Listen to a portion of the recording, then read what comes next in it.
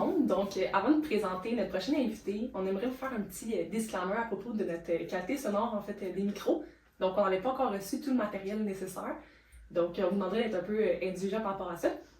Sinon, récemment, nous avons eu sur le podcast Maître Margot Villet, avocate en droit du travail. Oui, puis on a discuté avec elle de droit de gestion, courage managérial, risques psychosociaux, puis beaucoup d'autres sujets encore. Ça va être à vous de le découvrir dans l'épisode. Donc sur ce, bonne écoute!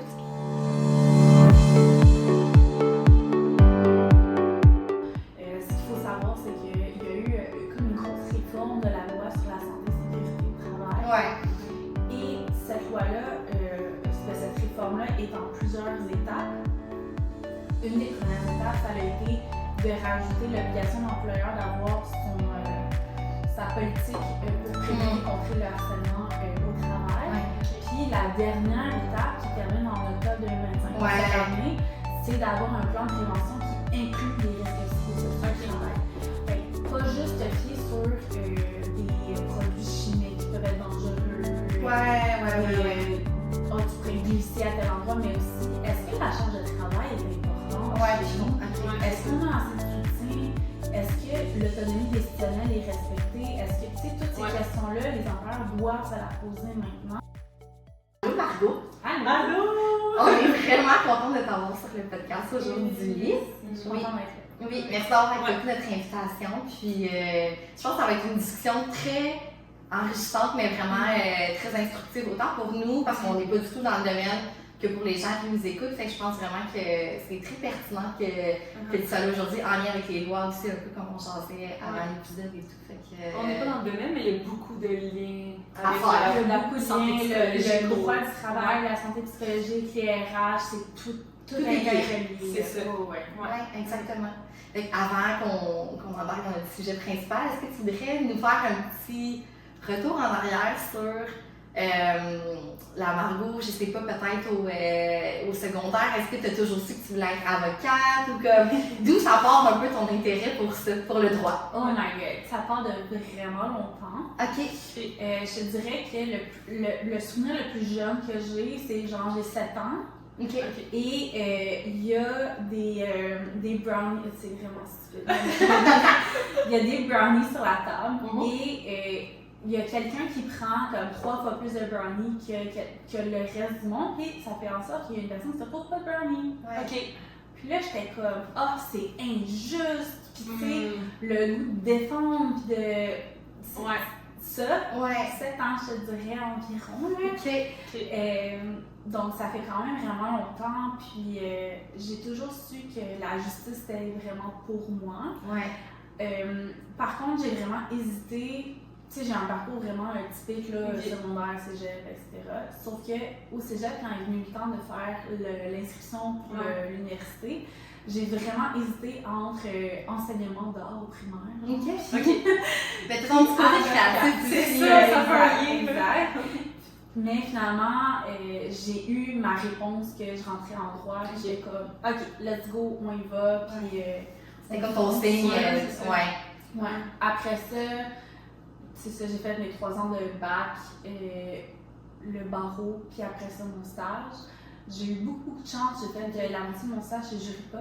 Ok, moi je connais pas les films. C'est le terme d'avocat. Mais Jury Pop, c'est vraiment, dans le fond, tu as l'aide juridique, comme pour les gens qui sont, par exemple, sur le bien-être social. Puis t'as Jury Pop, c'est genre juste en haut, c'est comme tu te qualifies pas pour l'aide juridique, mais tu n'as pas les sous de te payer un avocat en firme privée. Fait que c'est vraiment comme de l'aide aux populations plus vulnérables, ce genre de choses-là. Fait que j'ai eu beaucoup de chance d'être dans cette firme-là, de faire partie de ça. Après ça, j'ai fait comme un gros virage plus corporatif. J'ai travaillé en entreprise tout le temps, en fait. Puis, je suis revenue en firme privée assez récemment, là, à la fin de 2024, genre en octobre, chez Trivium. Puis, c'est ça, je suis vraiment sur mon ex. Là, je fais ma formation pour devenir médiatrice à crédité. Donc, on reste toujours dans l'aide, puis la relation humaine, puis c'est ça que j'aime le plus. Là. C'est ça, puis moi, Pierre, on se demandait un peu, ça ressemblait à quoi tes journées de travail comme avocat? Typique, parce que là, tu travailles, ce que j'ai compris, c'est que tu travailles dans une firme avec des clients externes? Ouais. Ok. Exactement. Fait que dans le fond, t'as un client qui t'appelle et qui te dit écoute, j'ai un problème ou il n'y a pas de problème, là, un employeur qui veut faire un contrat de travail par exemple. Fait que là, tu fais une rencontre client pour comme cibler c'est quoi les besoins, c'est quoi les faits qui sont au cœur soit du problème ou du contrat que tu veux faire. Puis après ça, ben, tu fais de la recherche, de la rédaction, de la lecture. C'est très axé sur la lecture, la recherche, très intellectuelle comme pratique. Et après ça, ben, tu rends soit un avis juridique ou un contrat ou quoi que ce soit au client, ou tu fais des représentations, par exemple, au tribunal administratif du Québec, tribunal administratif du travail, la CNSST, ce genre de choses-là. Ouais, ok. Puis ton intérêt justement pour le droit du travail, lui, en fait, ça c'est comme arrivé comment, ce virage-là? Parce que t'en as parlé brièvement, mais je suis comme curieuse de savoir pourquoi le droit du travail précisément. Ben, en fait, quand je suis rentrée au bac en droit, je pensais que je voulais faire du droit international. Puis, on a eu un cours de droit international, puis je me suis dit non, vraiment pas. Pourquoi? Mais ce qui m'a toujours intéressée, c'est les relations de pouvoir entre les gens. Et quelle relation de pouvoir la plus commune qu'on a, c'est celle au travail. Fait à ce moment-là, c'est ça qui m'a plus dirigée vers le droit du travail. Puis j'ai fait un petit stint en RH aussi dans une compagnie minière.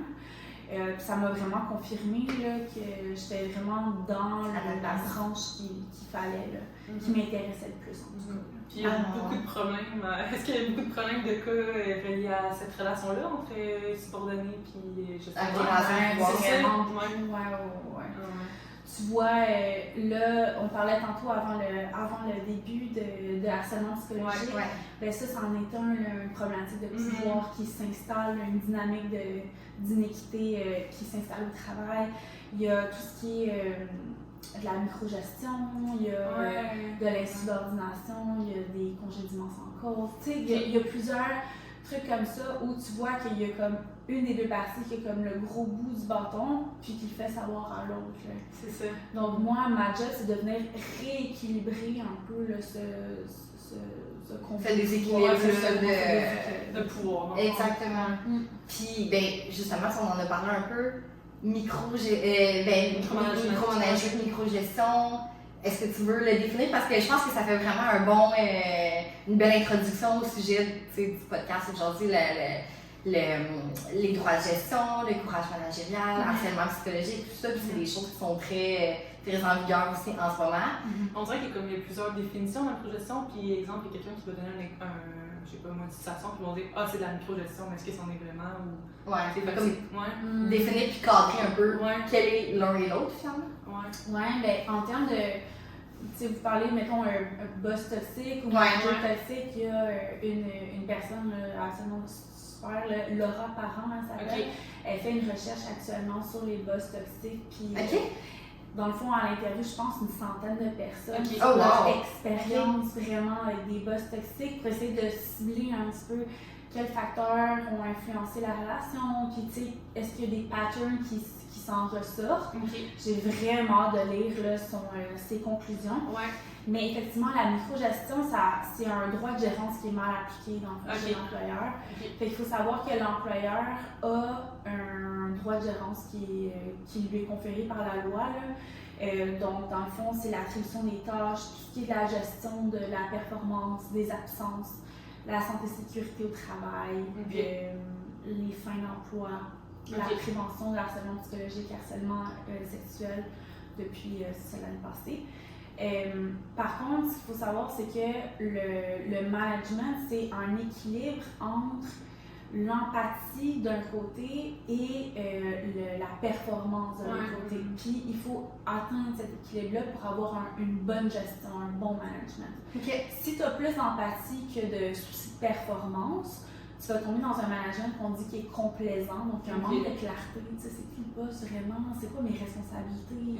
C'est une relation plus amicale? C'est ça. Puis si tu as plus de performance que d'empathie, tu manques d'empathie, bien à ce moment-là, tu vas avoir ce qu'on appelle un management qui est autoritaire ou de la microgestion.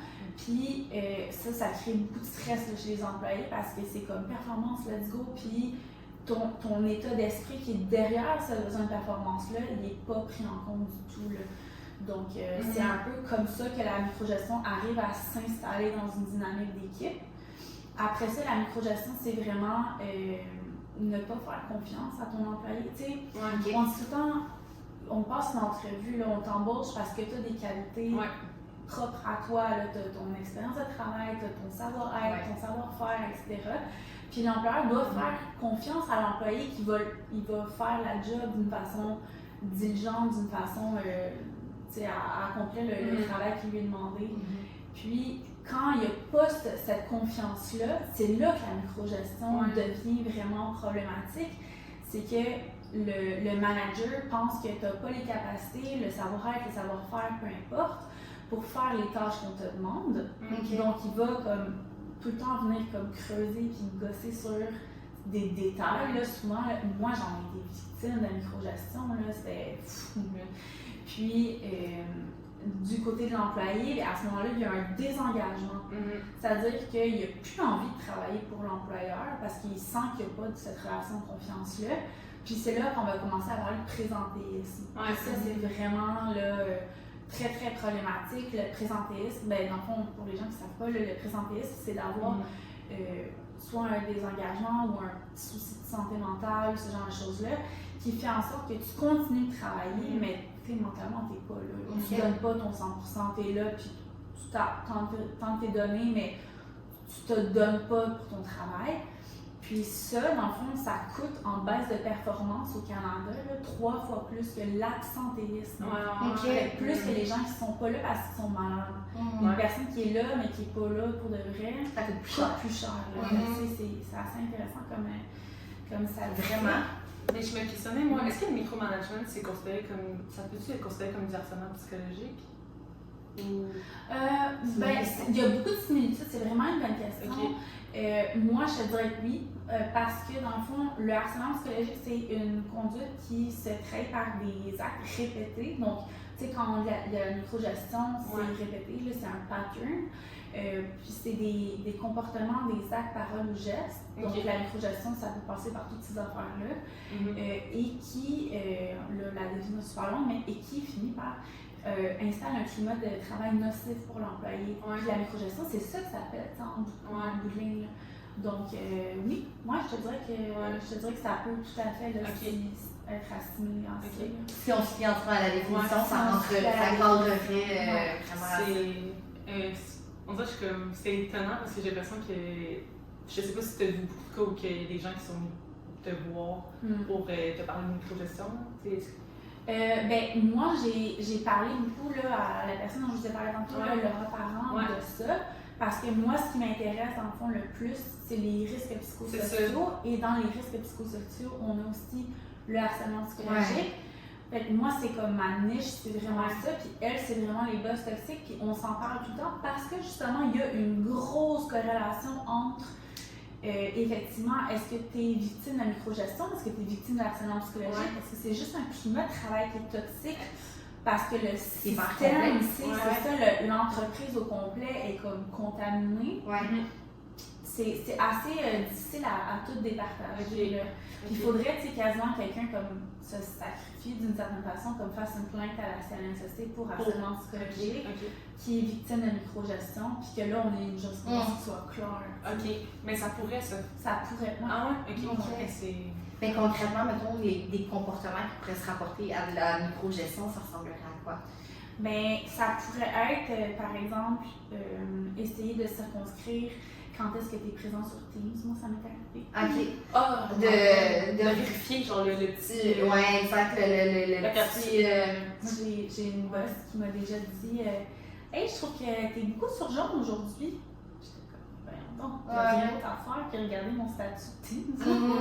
Fait que c'est de s'assurer tout le temps que, par exemple, comme dans ce cas-ci, est-ce que la personne, justement, est devant son ordinateur? Est-ce que, justement, son petit rond de verre est allumé?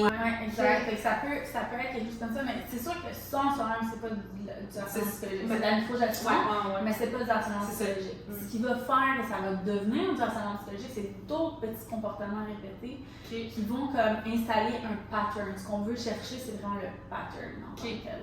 quelque chose qui se répète. Ouais, il faut que ça soit répétitif ou une conduite super grave. Là. Genre, Ouais. tu sais, comme, je sais pas, là, ton manager te rentre dans un mur ou te pogne les fesses, là, ben là, c'est une conduite grave, on n'a pas besoin que ça se répète. C'est ça, on va pas attendre que ça se répète pour faire quelque chose. Là. Aussi, j'ai l'impression qu'il y a beaucoup de choses qui peuvent être contextuelles dans le sens où la culture, elle doit jouer pour beaucoup aussi. Si tu arrives dans une culture où, par exemple, les gens sont habitués de se faire des jokes limite, sur la limite de l'acceptable, mais que ça fait partie de la culture puis que ça fait vraiment longtemps. Il n'y a pas personne qui a jamais rapporté ça ou comme. Est-ce que justement ces comportements-là sont objectifs universels, on va dire entre guillemets, ou tous les comportements en lien avec le micromanagement ou le harcèlement psychologique, ça relève du contexte et de la perception des gens aussi? Ben, je suis pas le genre de personne qui pense que parce que ça a toujours été accepté, ça doit c'est continuer d'être acceptable. Ouais. Tu sais, je pense beaucoup, mettons, dans mon milieu, l'endroit, là, en termes de, la performance, puis let's go, puis c'est un peu comme en cuisine aussi, tu sais, Gordon Ramsay, mettons, là, tu sais, qui crie après les gens, puis ben, c'est pas acceptable. Donc, oui, dans le contexte soit d'une firme d'avocat où là, on estime que le petit nouveau, il doit faire toute la job poche, puis on lui donne de la charge de travail à n'en plus finir, puis ça a toujours été comme ça. Ben, ça fait pas en sorte que c'est pas du harcèlement psychologique, c'est pas un climat de travail toxique. Donc, non, c'est plus objectif que subjectif. Par contre, ce qu'il faut tenir en compte, c'est qu'il faut que ça ait nuit à l'intégrité physique ou psychologique de l'employé. Fait que c'est objectif, mais avec comme une petite twist qu'il faut que ça t'atteigne toi personnellement. T'sais, si toi, tu thrives dans cet environnement-là, ben, tu feras pas une plainte en harcèlement psychologique. Ça veut pas dire que tu n'en vis pas, mais ça veut dire que ça t'a pas atteint au point où ça a atteint ton intégrité psychologique puis ton envie de travailler. C'est ça, ça a un lien avec les traits de la personne. Oui, c'est ça, c'est très... il y a des critères qui sont objectifs, mais il y a aussi la petite dimension subjective de atteinte à l'intégrité psychologique de la personne. Puis à ce moment-là, ben, si toi, t'es plus sensible ou ce genre de choses-là, ben toi, ça va t'atteindre plus rapidement ce genre de comportement-là. Puis tu vas faire une dénonciation pour harcèlement psychologique à ce moment-là. Plus rapidement quelqu'un qui n'est pas aussi sensible que toi. Mais dans les deux cas, ça serait quand même objectivement du harcèlement psychologique. OK, fait que il y a quand même, c'est quand même plus objectif que ce que je pensais personnellement. OK, ben c'est intéressant. Puis justement, on parlait un peu, je sais pas si t'avais... Non, vas-y. OK. On parlait des risques psychosociaux un peu aussi. Est-ce que, je pense qu'il y a différentes catégories ou je sais est-ce qu'on peut comme les définir ou comment en parler aussi? Parce que ça vient comme, tu sais, le micromanagement, ça vient atteindre, c'est ça, en fait, ça touche les risques psychosociaux, en fait. Dans le fond, dans les risques psychosociaux, ben, ça dépend de quelle norme tu te fies. Là. Fait que la norme canadienne, CSA, c'est 13 risques psychosociaux. La CNSST et puis la norme québécoise, l'entreprise en santé, etc., il parle juste des principales. Fait que, mettons, ça serait la charge de travail, donc une charge de travail qui est élevée. Puis la charge de travail, ça englobe aussi comme le temps que tu as à faire pour faire la charge de travail en question. C'est ça. Parce que, tu sais, si on donne genre 40 dossiers, mais tu as une semaine pour les faire, tu as 40 dossiers, tu as un jour pour les faire, c'est la même charge de travail, mais je comprends bien que c'est pas pareil du tout. C'est ça. Tu as l'autonomie décisionnelle qui est comme la capacité que le travailleur a à avoir un impact sur ses tâches. Fait que soit une certaine flexibilité dans comment accomplir le travail, ou soit même une capacité décisionnelle de dire OK, je vais pouvoir dispatcher telle affaire. Donc un manque d'autonomie décisionnelle. Tu as le harcèlement psychologique qui en fait partie. Tu as le soutien aussi, le manque de soutien en fait des collègues et du manager. Donc ça peut passer par du soutien émotionnel, mais aussi du soutien opérationnel avec un manque de clarté par rapport à la tâche. Clarté de rôle, oui, c'est ça. Oui, c'est ça. Ça, c'est super important. Puis c'est pas mal ça, là, les principaux là, qui...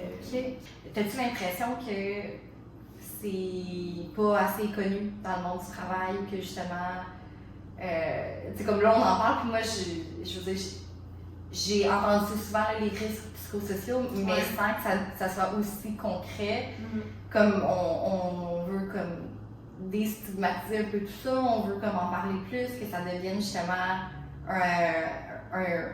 des connaissances acquises, puis des compétences acquises chez les employeurs et tout. Fait que t'as-tu remarqué justement si il y a vraiment comme un manquement à ce niveau-là, ou il y a un désir aussi même des gestionnaires d'en apprendre plus, ou comme il y a un désengagement par rapport à ça, je sais pas.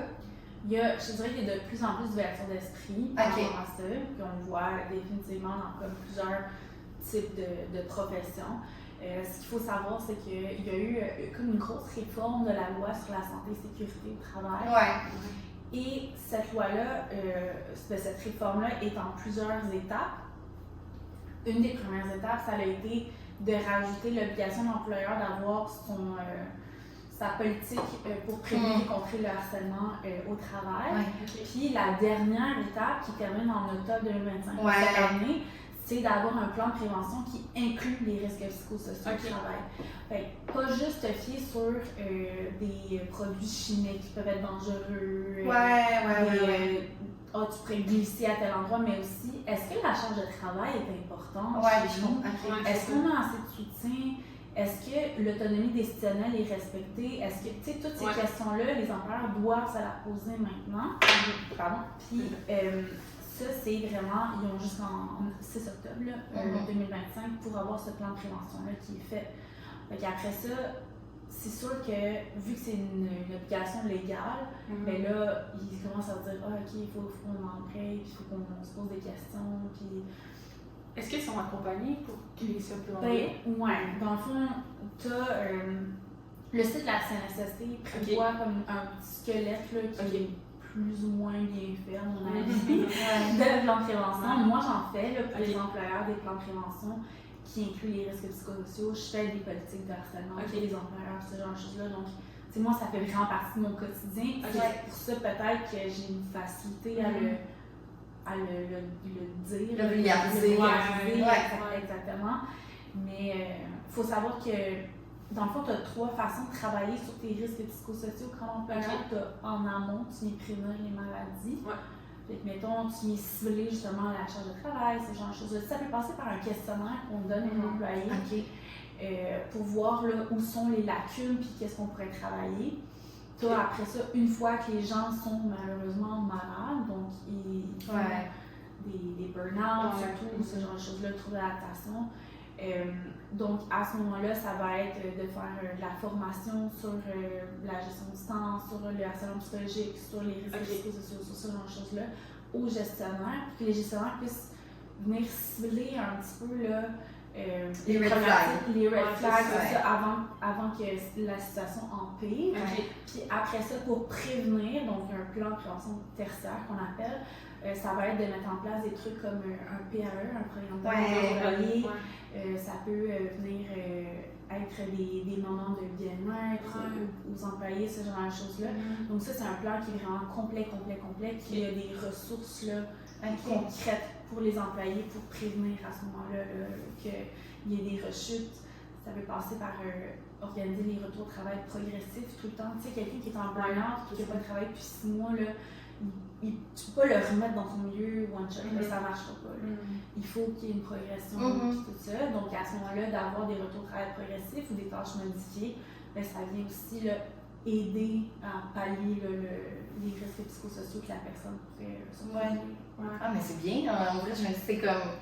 Enfin, c'est concret, dans le fond. C'est concret, puis on comprend que la santé mentale a vraiment un impact sur le travail. Mais 100%, la santé mentale, juste te le dire, là, ça représente 6 millions de dollars au Canada par année en termes d'absentéisme et de présentéisme. C'est comme 1 tiers, 2 tiers là, en termes de proportion. Puis on parle de 500 000 Canadiens qui s'absentent par jour au travail. Donc, tu sais, c'est vraiment beaucoup. Ouais. Puis, une personne qui va tomber malade donc tomber en invalidité là, pour une raison de santé mentale, c'est 30 à 40% des dossiers d'invalidité court terme, un dossier sur 3 en invalidité long terme. Donc, au bout de comme 6 mois, maintenant, la personne n'est toujours pas retournée au travail, un dossier sur 3. Là. Puis ça représente 70% du coût en invalidité. Fait que, tu sais, ces coûts en invalidité-là, c'est l'employeur qui finit par les payer là, avec les primes et tout ça. Donc, c'est tout à leur avantage. Exact. Qu'il y ait des gens en moins qui partent et qui travaillent sur la prévention à ce moment-là. Tu sais, c'est pas cher à dire, là, mais tout est une question d'argent. Puis, si on finit par comme leur donner le message que ça va leur coûter moins cher, ben peut-être qu'ils vont finir par agir. C'est ça, tout le temps mettre des faits en chiffres. Mais ça parle beaucoup aussi, parce que c'est pas concret, c'est pas visible, la santé mentale comme une blessure physique. Fait que les gens ont moins tendance à comme comprendre l'impact que ça peut avoir, mais ça a un impact qui est réel puis qui est concret quand que justement, comme tu dis, tu l'apportes en chiffres. C'est vrai que ça fait du sens à ce moment-là. Exactement. Pour revenir un peu aussi sur comme le micromanagement ou le droit de gestion, puis harcèlement et tout ça, c'est quoi la limite justement un peu entre là je suis dans mon droit de gestion versus là, oups, je tombe dans du harcèlement, comme y a-t-il comme une limite qui est quand même qui peut être claire ou définie pour les gestionnaires? Ouais, ben oui puis non, parce qu'il y a quand même, oui, il y a des critères objectifs, mais il y a aussi cette petite dimension subjective dont on a parlé plus tôt. Je te dirais qu'il faut toujours se poser la question de pourquoi on fait les choses. Par exemple, j'ai un employeur en ce moment, un client qui accepte là, systématiquement les demandes de vacances, même si elles sont complètes. La madame, là, ça fait, je pense qu'elle est en train de prendre les vacances dans 3 ans. Ah, oh mon Dieu! Donc, elle a vraiment il y a comme une exagération. Oui, c'est ça. Puis là, il y a un autre employé qui pose une demande de vacances, puis la demande est refusée. Ben là, l'autre employé qui se fait refuser va se dire, mais écoute, tu sais, pourquoi moi c'est refusé, puis elle qui exagère, c'est accepté. Donc il faut tout le temps que tu te demandes comme employeur, est-ce que je le refuse parce que, je sais pas, là, par exemple, lui c'est un comptable, c'est la fin de l'année financière, fait que là, tu sais, ça marchera pas à cause de ça. Ou est-ce que je le refuse parce que j'aurais dû aussi refuser l'autre que j'ai pas fait. Fait que tu sais, te demander tout le temps d'avoir un traitement qui est égalitaire entre tes employés. Le but, là, c'est de démontrer en fait qu'il n'y a pas d'abus, c'est pas discriminatoire, c'est pas ciblé là, sur la personne, mais qu'il y a vraiment des faits objectifs là, qui ont mené à ta décision. Mais ça me fait penser à la justice procédurale. Expliquer comment la décision s'est prise. C'est ça. Exactement. C'est ça. Ben, quand on parle de, par exemple, de gradation des sanctions, il y a justement cette justice procédurale-là. Il faut absolument que la personne qui se fait mettre une sanction comprenne quel comportement lui est reproché. C'est quoi les conséquences si le comportement se répète, puis elle a jusqu'à quand pour changer ce comportement-là. Donc, par exemple, quand on va donner un avis disciplinaire, on va devoir dire, écoute, tu as rentré quelqu'un dans le mur. On s'attend à ce qu'il y ait un certain respect de l'intégrité physique de nos travailleurs. On te demanderait que cette situation ne se reproduise plus jamais, sinon ça amènera à ton congédiement. Tant qu'à moi, quelqu'un qui rentre quelqu'un dans le mur, tu peux le congédier direct. Mais c'est peut-être pas raison, mais il faut qu'ils sachent c'est quoi la conséquence aussi là, de ces actes. Puis en droit, on a un petit dicton latin qui s'appelle audi alteram partem. Puis c'est la justice procédurale, c'est entendre l'autre partie. Donc, entendre non seulement, par exemple, la victime, tu sais, mettons, c'est un signalement de harcèlement psychologique, là, on va beaucoup cibler la victime, puis qu'est-ce qu'elle a à dire, tout ça, mais qu'est-ce que l'autre personne a à dire aussi, ça? Elle a-tu été provoquée? Est-ce que dans le fond, c'est comme. Il n'y a pas un débalancement de pouvoir, mais les deux sont toxiques ensemble, puis à ce moment-là, c'est quelque chose d'autre qu'il va falloir adresser. Tu sais, ce genre de choses-là. Donc, quand on parle d'équité de justice procédurale, c'est super important pour nous. On parle beaucoup de l'employeur, mais d'un autre côté, tu sais, au niveau de l'employé, est-ce que lui, s'il perçoit que justement son gestionnaire est et fait du micromanagement ou a dû harceler, lui dépasse son droit de gérance en fin de compte. Et y a-t-il comme légalement quelque chose que l'employé peut faire? Ben, la première étape, ça sera vraiment de regarder au niveau des politiques internes. Okay. Moi, personnellement, si j'ai une cliente puis j'en ai une qui est dans un système où là, c'est vraiment heavy, là, mais la madame, elle a eu un avis de suspension pour insubordination, mais dans le fond, elle s'est comme rebellée contre le manager qui était toxique. Puis suite à ça, elle s'est fait punir puis pas le manager, tu sais. Fait que c'est comme vraiment injuste comme situation. Moi, ça vient me chercher, ce genre de truc-là. Puis là, cette madame-là, je lui ai dit, ben, écoutez, votre employeur a certainement une politique en termes de harcèlement du travail. Faites une dénonciation comme une plainte formelle. Il va y avoir une enquête. Puis à ce moment-là, dans l'enquête, vous allez pouvoir dire tous les comportements, puis tout ça, puis tu sais, au pire du pire, là, ils vont dire il ne s'agit pas de harcèlement psychologique, mais ça se peut que ça en soit, ça se peut que ça soit conclu que ça en soit, puis le fait d'adresser ces comportements-là, ben à ce moment-là, la personne qui est concernée, là, le mise en cause, fait que le manager dans ce cas-là, ben il va se faire demander de changer son comportement parce que ça représente un risque pour l'employeur. C'est ça. Mais ça, c'est d'où l'importance d'aller voir les deux côtés, comme que tu mentionnais tantôt. Oui, définitivement. Ça n'a pas été fait, on dirait. Ben non, c'est ça. Moi, tu sais, la madame m'appelle qui est comme, oui, j'ai un avis disciplinaire, je voudrais savoir comment me préparer à une rencontre avec le manager, puis tout ça. Ok, parfait. Puis, tu sais, ça a pris que je tire un petit peu les verres du nez pour comprendre le contexte de ça. Puis le contexte était 100 fois plus gros que la situation, au final. Pour la big picture, on dirait. Oui, c'est ça, c'est ça. Fait que c'est vraiment, non, c'est super important d'essayer de comprendre le contexte de tout. Puis, il faut savoir que dans une politique de harcèlement, il y a toujours une clause, en tout cas, si la politique est rédigée conformément à la loi, il y a une clause qui protège la personne contre les représailles. Fait qu'à ce moment-là, la personne qui fait la dénonciation, elle peut pas comme se faire mettre à la porte ou ça, du fait de sa dénonciation, elle peut pas subir des sanctions par rapport à ça. Tu sais, le manager pourrait pas se retourner et dire « Ah, moi, tu m'accuses de ça, ben, suspension directe ou comme on te met à la porte. » Ça fait du sens. Fait que ça dit, ben, sinon personne dénoncerait rien. C'est ça. Mais en même temps, est-ce que tu as l'impression qu'il y a beaucoup d'événements toxiques qui passent sous le radar puis que justement, oui, il y en a beaucoup qui sont comme reportés, tu sais, on a des statistiques et tout ça, mais tu penses qu'il y en a plus encore des événements dans ce style-là, mais qui sont juste pas dénoncés parce que justement, on sait pas quels sont nos droits ou encore là, on sait pas est-ce que ça va rester anonyme, est-ce que je vais... faire aussi, tu sais. Quoi faire? Y a-t-il quelque chose qui va servir contre moi? 100%, les gens sont pas au courant de leurs droits. C'est ça. Ça, c'est vraiment quelque chose qu'un avocat est comme, oh my god, non, t'aurais dû faire telle affaire. Puis là, on est souvent, quand on fait appel à un avocat, il est un peu trop tard, là, comme on a laissé la situation vraiment dépasser.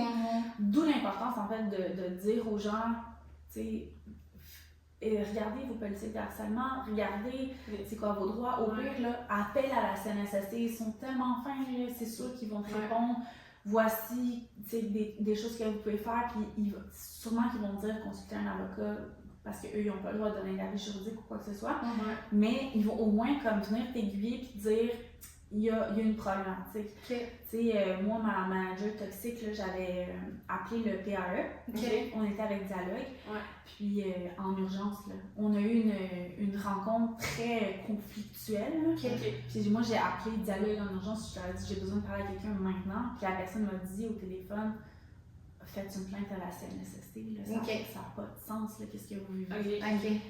Puis j'ai pas fait de plainte à la CNSST finalement, j'aurais probablement dû. Mais ouais, c'était assez impressionnant. Puis pourtant, je suis avocate, tu sais, je connais mes droits. Je n'ai même pas fait la plainte. Ouais, mais c'est ça, fait qu'on dirait c'est vraiment les plaintes en harcèlement, c'est la pointe de l'iceberg. Puis la problématique qui se passe aussi beaucoup, c'est que quand tu fais une plainte de harcèlement psychologique au travail, à la CNSST, tu as un enquêteur en harcèlement qui t'est attitré là, à ta plainte, puis qui va venir justement faire une enquête dans le milieu de travail, qu'est-ce qui s'est passé, blablabla.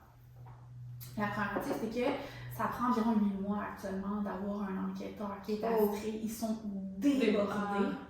Et c'est la pointe de l'iceberg. Fait que, tu sais, t'imagines-tu le staff que ça prendrait pour venir là, aider tout le monde qui est dans ce genre de situation-là? C'est impressionnant. Ça veut dire que les gens qui vivent des situations, tu sais, comme toi, on dirait que t'es dans la situation, fait que parfois t'as de la difficulté à même à te questionner sur qu'est-ce que je vis en ce moment. C'est comme on dit, c'est facile de dire aux gens, va consulter, va chercher des ressources, mais tant que tu ne le vis pas, j'ai comme l'impression que genre c'est comme quand même complexe comme mais il y a encore un petit tabou de, tu sais, t'exagères, t'es faible, t'es trop sensible, tous les trucs qu'on voit en santé mentale, c'est ce qu'on voit aussi en santé psychologique, là. Donc, est-ce que, mettons, n'importe qui, là, les employeurs et les employés, est-ce qu'ils peuvent se poser des questions pour essayer de déterminer comment ils sentent ou ce qu'ils vivent? C'est du harcèlement, je devrais reporter ça. Ouais, ça fait-tu du sens? Moi j'en parle souvent sur mon LinkedIn, là, entre autres, là, je mets des questions comme concrètes pour se poser. Puis, ça, c'est sûr que oui, il y a des questions en tant que telles. Je voudrais juste rebondir sur quelque chose que tu as dit. Des fois, c'est progressif. Il y a une fable là, qui existe là, de la grenouille dans l'eau bouillante. Là. Tu mets une grenouille dans une chaudière puis tu montes le feu. Puis la grenouille, elle sent que ça devient chaud, mais elle se rend pas compte qu'elle s'est bouillante progressivement. Versus si tu mets une grenouille dans l'eau qui est déjà bouillante, ben là, elle va sauter. C'est ça. Fait que c'est vraiment ça. On se retrouve souvent comme une grenouille qui rend pas compte qu'elle est en train, que les situations s'empirent. Parce que, tu sais, puis vous devez le savoir mieux que moi, mais tes boundaries, comme tes limites personnelles, quand tu as quelqu'un qui est en situation de pouvoir qui vient les déplacer, ben tu vas venir les mettre de plus en plus loin pour comme t'adapter à cette relation de pouvoir-là. Tu sais, je sais pas comment ça s'appelle, là, mais c'est vraiment, puis c'est ce qu'on voit aussi dans les relations toxiques, là, tu sais. Il a fait ça, t'aurais pas accepté ça normalement, mais parce que t'as accepté ça, plus ça, plus ça, plus ça, ben tu te dis, ben c'est quasiment ma faute, tu sais. C'est ça. Fait qu'il y a ça, là, définitivement, qui vient jouer là, dans la réflexion, je pense, des gens qui sont victimes de harcèlement psychologique. OK. Fait que c'est de se questionner aussi à savoir à quel moment j'ai mis de côté mes limites ou j'ai senti que ça allait trop loin pour moi. De vraiment, est-ce que les gens doivent tenir un journal de ces comportements-là? Est-ce qu'ils doivent... tu sais, encore là, j'ai jamais eu à faire de plainte quelconque. Est-ce que les gens doivent se baquer d'une certaine façon pour que si ça se rend dans des plaintes ou des tribunaux, des choses comme ça, il y ait du moins des faits, mettons? Ouais. Fait que moi, une personne qui me dit, alors je pense que j'ai une situation de soit toxicité ou soit carrément de harcèlement psychologique au travail, systématiquement, je lui fais remplir un journal de bord. Puis je pense que je vous l'avais envoyé. Donc, c'est vraiment, tu t'écris la date de chaque événement qui est arrivé, qui est impliqué, qu'est-ce qui s'est passé, comment tu as réagi, comment ça t'a fait sentir, puis tout ça. Puis c'est là que c'est souvent en écrivant qu'on se rend compte qu'il y a des patterns qui se répètent, puis tout ça. Puis moi, je dis tout le temps aux gens, prenez votre Outlook ou peu importe, puis ça peut par exemple être dans chaque réunion, ben la personne fait comme si j'étais pas là, puis elle ignore mes interventions, ce genre de choses-là. Ben ça, de façon répétitive, là, ça peut venir atteindre l'intégrité psychologique de quelqu'un. Tu sais, j'ai un client qui, c'est un directeur, là, fait qu'il a quand même une grosse job, puis il y a la CFO qui est au-dessus de lui.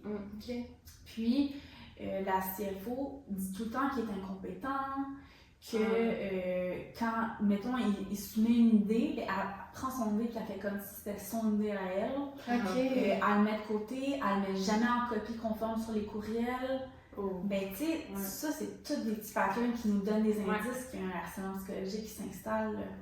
Fait que mon monsieur, ben, je lui ai donné mon journal de bord, puis il l'a tellement bien rempli qu'on a 5 pages de faits, puis il y a des preuves, puis tu sais, c'est sûr qu'à ce moment-là, oui, c'est plus facile de plaider. C'est plus facile de s'appuyer puis de dire mais j'ai des témoins, j'ai des preuves écrites, j'ai ci, j'ai ça. Après, c'est sûr que les témoins, ça peut être touché, parce que c'est pas tout le monde qui est conscient de ça. Qui est conscient de ça, mais qui est prêt aussi à d'une certaine façon, se mettre un petit drapeau sur le dos puis dire, tu sais, ah ben, moi aussi j'ai remarqué telle affaire, tu sais. C'est pas facile d'être un témoin parce que tu dis, est-ce que moi ça met comme une croix sur le dos de attention, ça c'est quelqu'un qui va se touler, tu sais. Ça c'est un peu compliqué, mais effectivement il n'y a pas de représailles pour les témoins non plus. Puis tu peux pas non plus congédier un témoin, là. Mais être témoin c'est tough parce que tu es vraiment pogné en qui je veux défendre le plus, c'est mon intérêt à moi, il est où là? C'est ça. Fait que c'est ça qui est très difficile. Fait que moi, je demande tout le temps qu'il y ait plus des preuves écrites ou, par exemple, la personne va avoir un psy, bon, ben on va avoir les notes de consultation, ce genre de choses-là, puis quelque chose d'autre qui va venir appuyer peut-être plus le témoignage de la victime en tant que telle. Puis le témoin, c'est comme un dernier recours parce que tu peux pas non plus c'est ça. Les mettre dans les choses. C'est ça. Ok, fait que je trouve ça intéressant. Fait que dans le fond, c'est vraiment beaucoup d'écrire parce que de un, tu l'oublies pas, de deux, ça te fait prendre conscience que finalement, peut-être que ce que tu vis, c'est peut-être plus délicat que ce que tu pensais.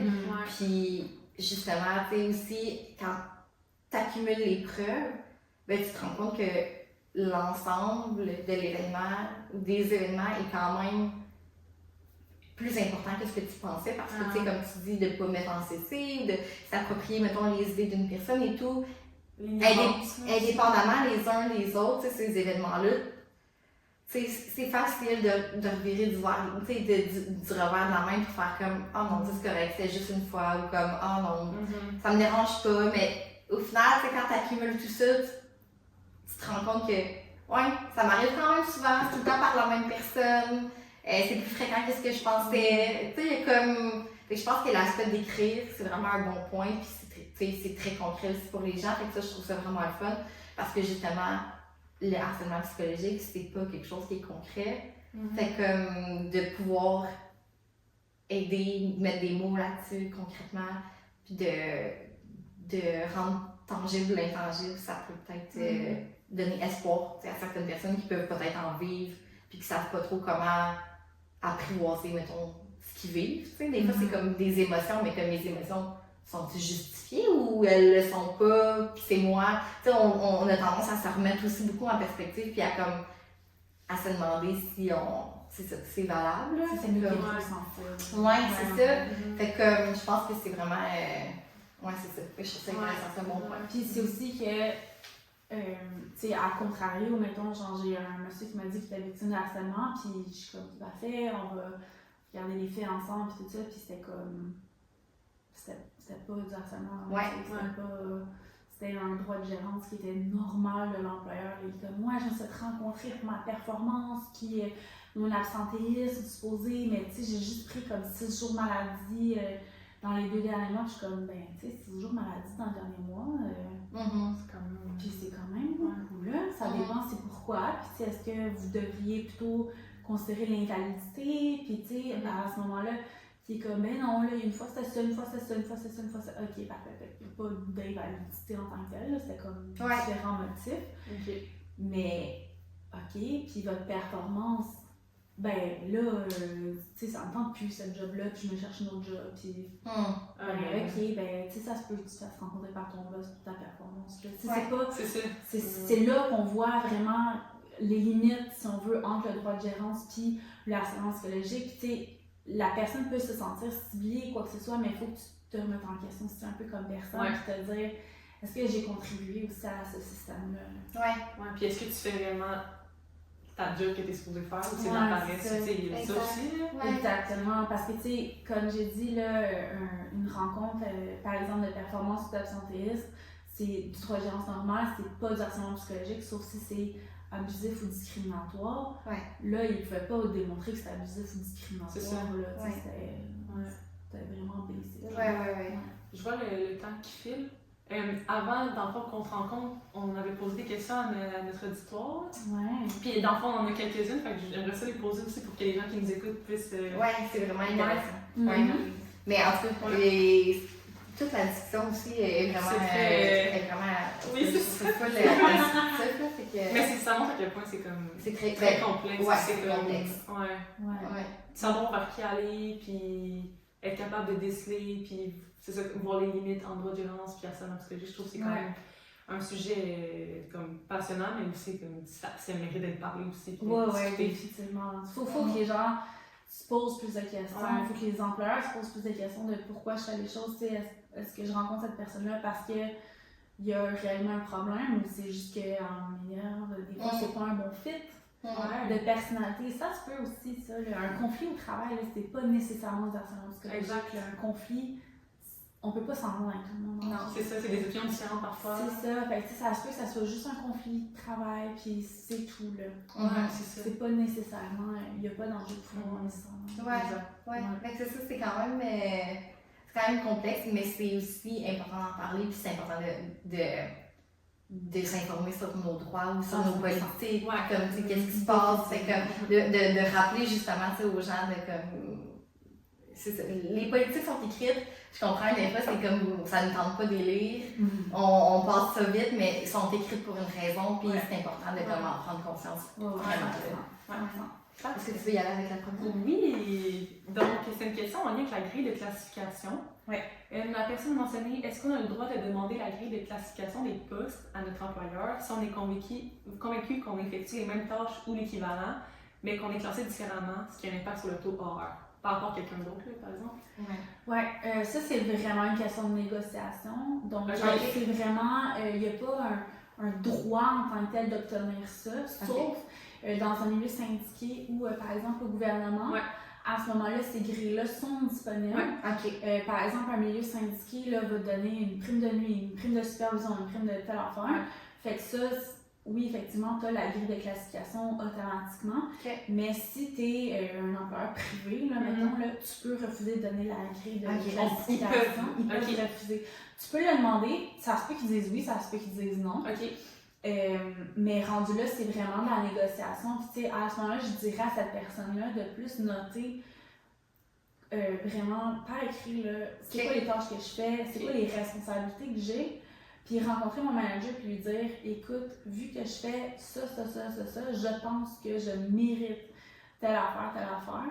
Puis un petit truc là, c'est que si le manager dit non, tu te dis, ok, qu'est-ce que ça prendrait pour que j'ai cette augmentation-là? Puis le manager te dit, ben il faut que tu atteignes tel KPI en moins de 6 mois, mettons. Et ça par écrit, puis par courriel, le confirme-y. Puis 6 mois plus tard, tu as atteint ton KPI, tu reviens là-dessus, puis tu dis, écoutez, j'ai atteint mon KPI tel que discuté. Telle date ou... Exactement. Puis à ce moment-là, mais tu te bats pour obtenir là, ce que tu veux. Puis tu sais, mettons les entreprises qui disent on prend vraiment l'équité salariale et tout ça, mais que les grilles salariales sont pas affichées, puis tu te demandes qu'est-ce qui se passe dans ce temps-là? En ce moment-là, écoute, je pense que tu peux faire une plainte selon la loi sur l'équité salariale. Mais je suis pas certaine de la procédure là. Pour ça là. J'ai jamais fait ce genre de procédure là. Une bonne question. Parce que tu sais, je sais qu'il y a des entreprises que les grilles salariales vont afficher puis ils vont prôner sur l'équité. Mais dans les entreprises qui disent on est vraiment équitable, mais qu'au final ils montrent pas les grilles salariales, en tant qu'employé, t'es comme ben là, est-ce que je peux les voir? Puis là, ils disent non, mais là, c'est ça, est-ce qu'ils ont-tu le droit, ont-tu pas le droit? Fait que là, c'est ça. Mais c'est vraiment un tabou aussi, l'argent, avec là. Surtout, fait que, tu sais, moi je sais pas combien mes collègues font, là. Puis, tu sais, j'aurais aimé ça le savoir parce qu'à ce moment-là, comment tu compares justement, tu sais, moi j'ai tant d'années d'ancienneté, tant d'années de barreau, ça vaut quoi, tu sais, sur le marché, tu sais, j'ai accès à, mettons, leur taux horaire, combien ils chargent aux clients, mais qu'est-ce qu'on charge aux clients, c'est vraiment pas qu'est-ce qu'on gagne.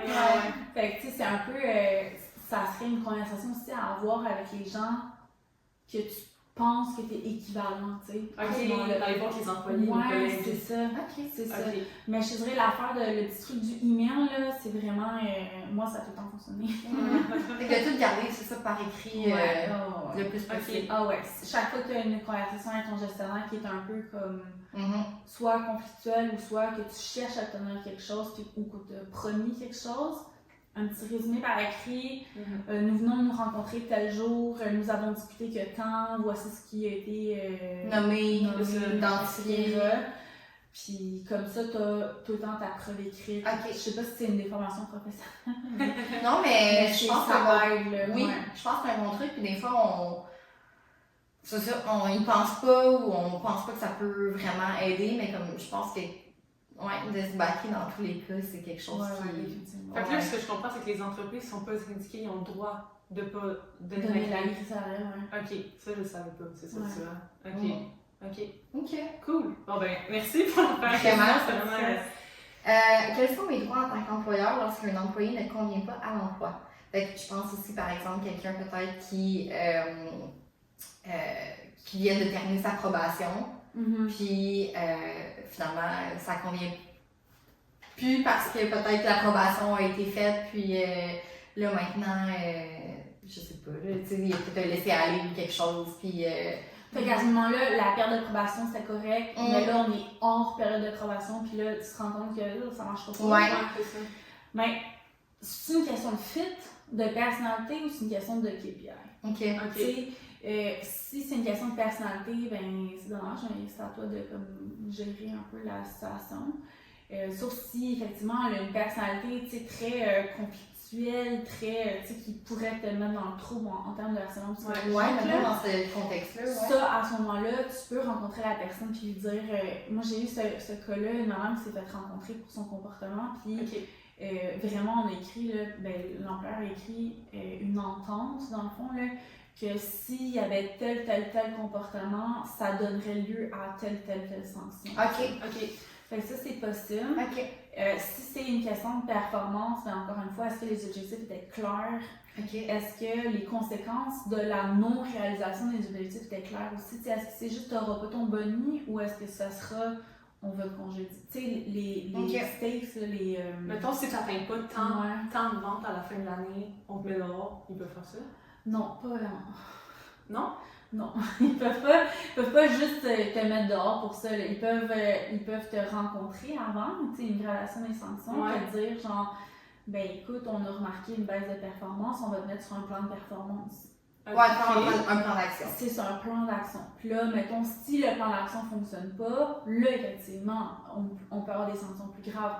Mais tu peux pas juste mettre quelqu'un dehors sans aucune raison, sauf si tu donnes un préavis. Le préavis est prévu par la CNSST comme la norme du travail, selon comme ton ancienneté et tout ça, un préavis que tu peux donner. Mais si c'est vraiment pour une cause, mettons, genre de performance ou quoi que ce soit, tu peux pas le congédier comme soit tu donnes un préavis, soit tu donnes un plan de perfectionnement, un plan de performance, soit tu rencontres la personne, mais tu sais, souvent il faut se poser la question aussi de pourquoi la personne n'atteint pas son objectif, tu sais. Je vous ai partagé que j'ai été divorcée, là. Mon divorce a été un peu houleux, puis j'ai eu une baisse de performance pendant ce temps-là.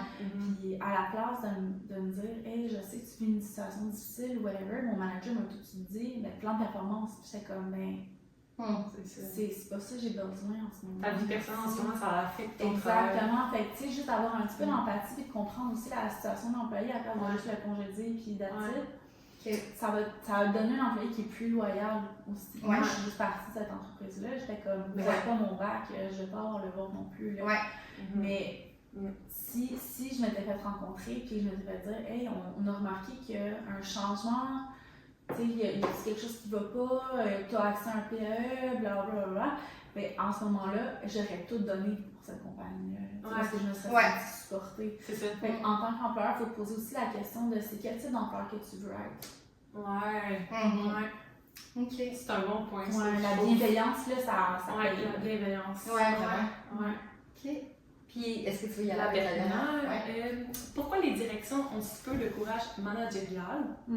On rencontre tellement de façons que c'est comme peu ou pas bien géré. Donc, as-tu des situations par rapport au courage managérial? Et c'est quoi aussi, peut-être? Le définir, parce qu'on n'en a pas vraiment, parlé concrètement, mais tu sais, ça revient un peu On a tout ça, mais Ouais, on peut c'est ça. peut-être le définir Ah, quand même. Je vais sortir une petite définition. Ok, cool. Je me suis trouver. Parfait. Le courage managérial, c'est de prendre des décisions difficiles, agir dans une situation complexe ou conflictuelle. Par exemple, avoir une discussion franche sur la mauvaise performance d'un employé ou ses absences répétées. Fait que c'est de mettre, dans le fond, les intérêts de l'entreprise d'abord. Puis de dire, écoute, il y a une situation qu'on a ciblée, là, par exemple un employé qui est problématique pour, mettons, des absences répétées.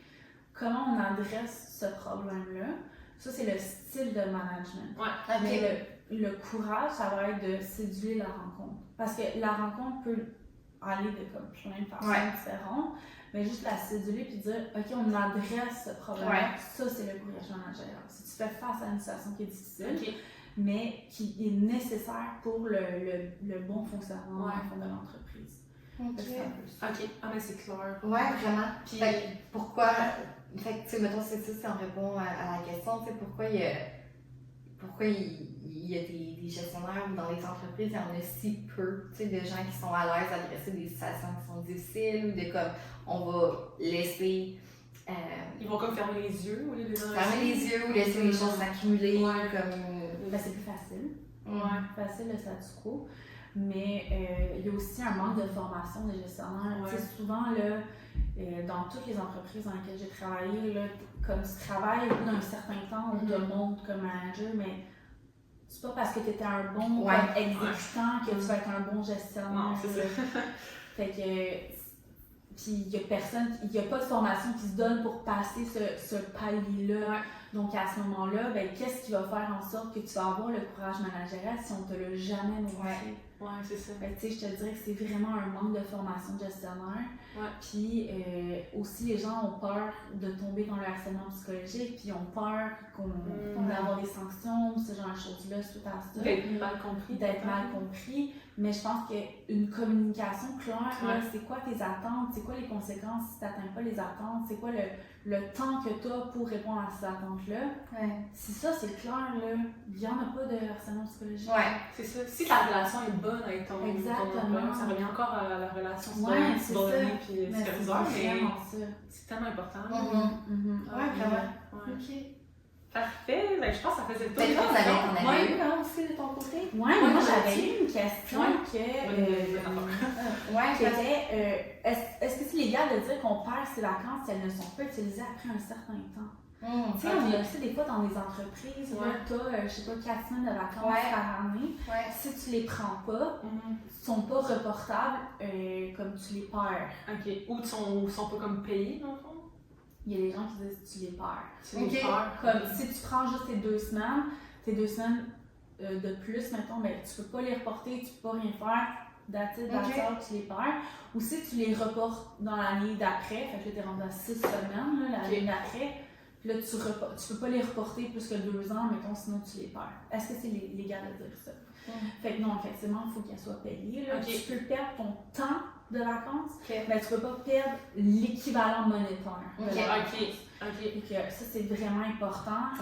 Dans le fond, il faut avoir une politique qui circonscrit tout ça, généralement une politique de vacances, parce que tu vas donner, mettons, il faut que tu prévois tes vacances 30 jours avant, que tu aies avisé par écrit ton gestionnaire, blablabla. Tu sais, tout ça, là, ça s'écrit, puis ça évite beaucoup des mauvaises surprises, surtout côté employeur, de se faire dire 2 semaines d'avance. Je pars tout le mois de mars, je me suis booké une croisière, puis finalement, ça te donne pas, c'est ta période achalandée. Fait que, tu sais, d'avoir une bonne politique de vacances, là, ça peut venir. Ça revient en politique. C'est ça, exactement. Mettre à jour nos politiques. C'est important. Plus que les trucs sont clairs. Exact. Écrits. C'est ça. Plus qu'on s'évite des problèmes après. Ben on ne pas prendre ça pour acquis. Tu sais, au final, on s'en rend. Tu sais, on se rend compte que comme. Ben, c'est vraiment important de tenir tout ça à jour, autant chez les employeurs, avec leur politique et tout ça, que pour nous en tant qu'employés, peu importe ce qui arrive. Ben, tu sais, on dit souvent que la communication, c'est la clé d'un couple, là, mais c'est aussi la clé de l'employeur-employé. C'est une relation interpersonnelle, tu ne veux pas. Fait qu'à ce moment-là, le plus que les attentes sont claires, les besoins sont clairs, tout va bien aller. Ouais. On avait des conflits. Ouais. Est-ce que t'en avais-tu d'autres de ton côté ou j'avais eu, est-ce que lorsque je suis sur appel, un employeur doit me garantir un nombre minimum d'heures, puis est-ce qu'il y a une pénalité s'il ne le fait pas? Mais là, la personne m'a mentionné après qu'elle était syndiquée. OK. Bon, fait que là, si t'es syndiqué, ta convention collective va prévoir tout ça. Donc, c'est ça la réponse. Tu regardes ta convention collective.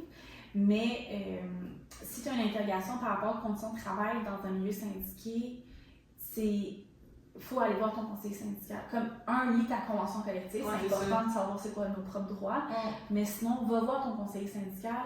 D'habitude, c'est des gens qui connaissent la convention là, sur le bout des doigts, qui sont capables de te dire en ce moment-là s'il y a un problème ou si c'est tout à fait normal dans les politiques d'entreprise. J'avais entendu parler de, mettons que tu rentres, mais ils veulent mettons une couple, ils sont obligés de te payer 3 heures. Ouais. C'est ça, hein? Ouais, c'est les normes du travail.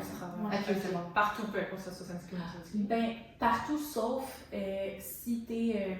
Tu sais, les gens qui font traverser les écoliers, là, les brigadiers, eux sont pas là-dedans, là. Il y a d'autres petits trucs comme ça que, tu sais, c'est effectivement, on te demande une heure ici et là, puis ça fait comme partie de la game. C'est ça. Mais si tu as un travail qui n'est pas dans ces exceptions-là, puis que tu rentres, c'est pour moins de 3 heures. C'est 3 heures. OK, cool. Parfait. Est-ce qu'on passe au jeu meilleur? Oui, ils sont juste là. On passe sur la table. Ça s'explique un petit peu. Oui. Dans le fond, là, on a sorti le jeu Team Building. On a présélectionné 5 questions. C'est des questions qui sont un petit peu plus... c'est correct. Des questions qui sont un petit peu plus personnelles. Fait que c'est vraiment justement pour apprendre à te connaître en arrière de ton rôle d'avocate. Donc, tu peux en sélectionner une. En fait, tu peux les brasser, tu fais ce que tu veux, puis t'en prends une, puis tu peux y répondre. Oh my god, ok, laquelle? C'est-tu stressant? Mais c'est pas, on les a présélectionnés, puis c'est ça. C'est crime, c'est pas une bonne question. Qu'est-ce qui te fait triper dans ton travail? Moi, c'est vraiment défendre les intérêts des gens. J'ai un tatouage qu'on voit pas aujourd'hui, ici, là, qui est Veritas et Equitas, donc vérité et équité, là, justice pour tous. Pour moi, c'est vraiment important. Depuis 7 ans, tu le sais. C'est vraiment qu'il y ait une justice dans ce monde, puis de rétablir justement les balances de pouvoir entre les gens sur une chose-là. C'est primordial pour moi, ce sentiment là, d'égalité là, avant tout. Ça me fait triper dans mon travail de participer à ça, puis de me dire que je peux avoir un impact positif sur quelqu'un aussi. Tu sais, le nombre de personnes que j'ai en consultation puis qui me disent « Hey, je me suis sentie écoutée, je me suis sentie comprise. » Puis j'ai une madame anglophone qui m'a dit « I felt seen ». Comme on te voit là, au complet, puis tout ça. D'être capable de cibler leurs besoins puis y répondre, pour moi, c'est vraiment là, avoir un impact. Là, c'est la cerise sur le gâteau. Ces mots-là que les gens te disent, c'est vraiment ça au final ta paye. C'est tellement valorisant là, de dire que tu as aidé quelqu'un puis que la personne est ressortie de cette rencontre-là puis elle s'est sentie comme mieux. Parce que, tu sais, souvent, mettons, si je rencontre un employé qui a des problématiques au travail, sur une chose-là, tu sais, moi, c'est ça ma job, ben, de savoir qu'il a pu se confier puis qu'on est capable de lui trouver des solutions concrètes, ben, il se sent comme plus léger. Si je remarque ça, puis des fois, tu le remarques dans la posture de la personne à qui tu parles, et moi, c'est ça qui me fait triper dans le travail, définitivement. Je trouve ça pas le beau, c'est vraiment une belle réponse. Vraiment. C'est vraiment le fun. Mais je trouve que c'est aussi de voir le côté négatif, aussi avoir de l'empathie pour la personne, parce que tu sais, je me dis, la madame qui dit genre, I felt seen, genre. Tu sais, de voir que la personne, peut-être au travail, elle se sent pas comme ça, puis tu passes à m'ajouter du temps à ton travail, comme c'est tellement triste dans le sens de voir ça. Là. Définitivement. Quand tu mets ça en contexte, c'est sûr que c'est pas le fun. Mais par contre, tu sais, de dire que tu peux aider cette personne-là, puis que oui, elle était pognée dans un cycle toxique, mettons, mais que là, toi, tu vas venir la sortir de ça. C'est génial. Vraiment. La satisfaction. C'est ça. Merci, Merci, c'était vraiment le fun. le droit au travail. Ouais. J'avais pas tant de connaissances Moi non là-dessus. plus. Ouais. Ben, vous voyez, c'est hyper relié. C'est ça. RH, Vraiment. psy, tout ça, Ouais. c'est vraiment tout et tout dans tout. Ouais, Ouais, c'est vrai. vraiment. Ouais. Merci beaucoup. Merci à vous.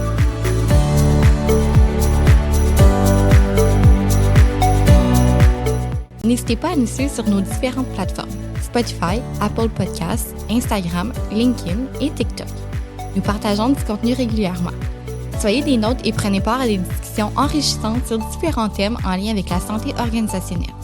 Pour des questions de type team building ou brise-glace, utilisez notre code promo RH, EREH, sur le site web meilleur.com pour économiser 15% de rabais sur votre commande.